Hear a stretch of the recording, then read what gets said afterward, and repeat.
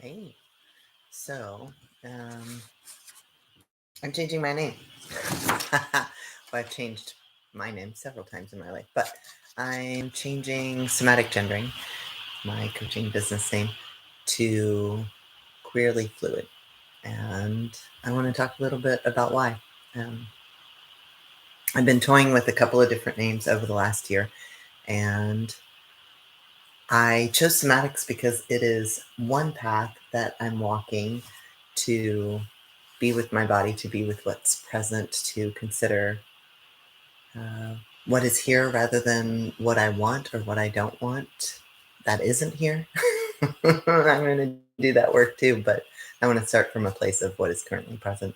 And somatics is an embodiment practice that allows me to maintain mindfulness over what's going on in my body so I can attend to that, so that then I can move towards what I want or away from what I don't want more purposefully. So uh, I enjoy practices of somatics, but my coaching work actually is more generally about embodiment and mindfulness and doesn't always include somatic practices, though uh, it's a big staple.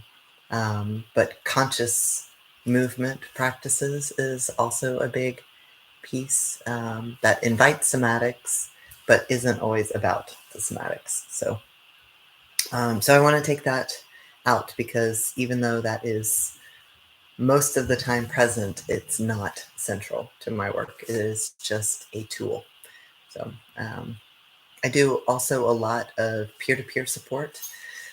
So few of us that are queer, trans, genderqueer, gender nonconforming have folks that we can talk to with this knowledge. And so just being able to be present and hold space for somebody, it's not therapy, but it's just peer-to-peer support, being able to do active receiving, being able to offer mirroring, these kind of things.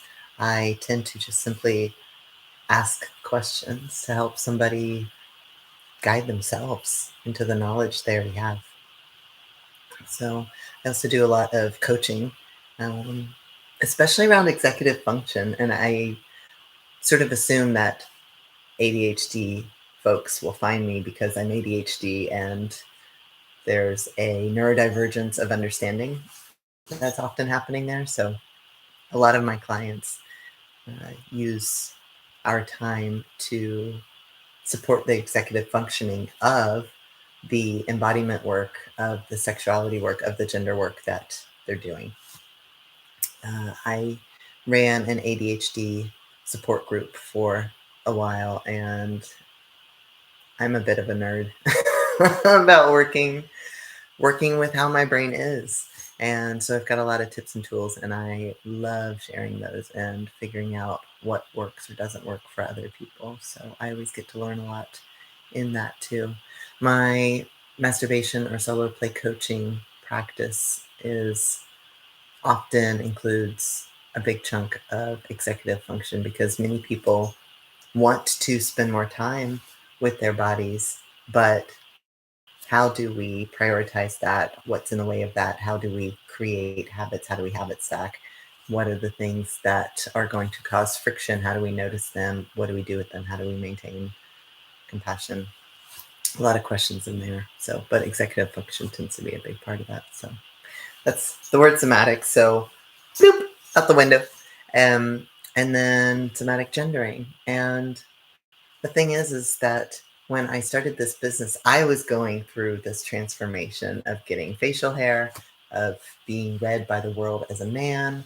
Um, and so it was a big part of what I was processing. I had been through this process before in a different way when I was younger, and then chose to come back to femininity and a cis female presenting format for many years on purpose.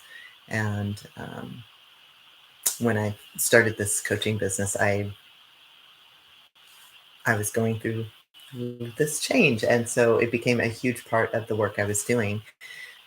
But it's actually not the primary work I wanted to be doing. So I work only for the most part only with non-cis folks. So gender, it touches everything I do. Like it's present, it's a part of, and it may or may not be important in the moment. So it's not necessarily what the work is about. Sometimes it is, and often it's not. Um, Especially within body work stuff, or trauma work, or a whole range of the sexuality pieces, whether it's touch or non-touch work. Gender is often present, and it just kind of floats in and out as important or not for different people. So, gendering as a verb, it's not central enough in my work. So, bloop, it's out. So then I was left with, well, non-cis. I don't want to use words that are not. I want to use things that are inclusive. So queer.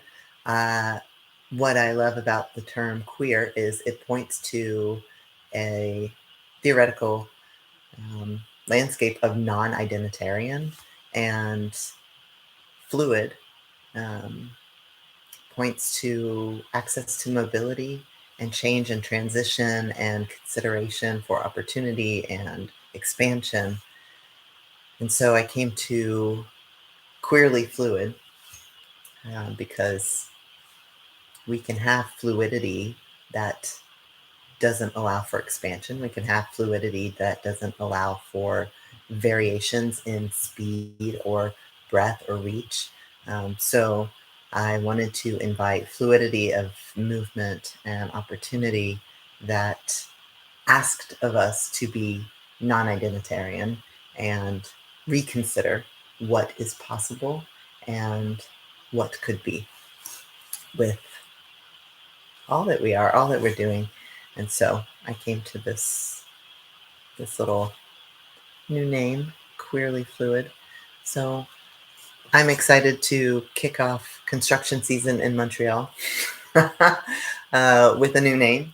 And I'm working on new branding and a new website, and I'm excited to roll that out throughout the course of the summer and see what y'all think.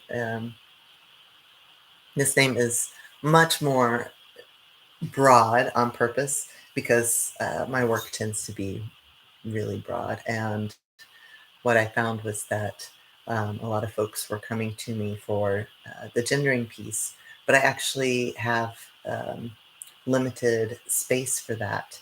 And I have just as much to give around the sexuality piece, which is where I want to put a lot of my time and energy, especially around the post-op transgenital pleasure massage, because it's care that we're just not getting. Like it just barely doesn't actually exist in the world, and I love doing that work. It's my favorite work, absolutely. Um, so making more space for that meant curving how many sessions that I offer a month for the somatic gendering. So I've limited that now, and some months it's totally full at the start of the month, and like this month, there was a lot of spaciousness. I was able to open those up. So that will open and close because I prioritize folks that are disabled and people of color and neurodivergent and low income. So they get the bulk of my time, the bulk of my sessions, and folks that are not those things get less of my time and space. So if these folks fill up the space, then there's less here because I have limited energy and time. So I have to do something with that.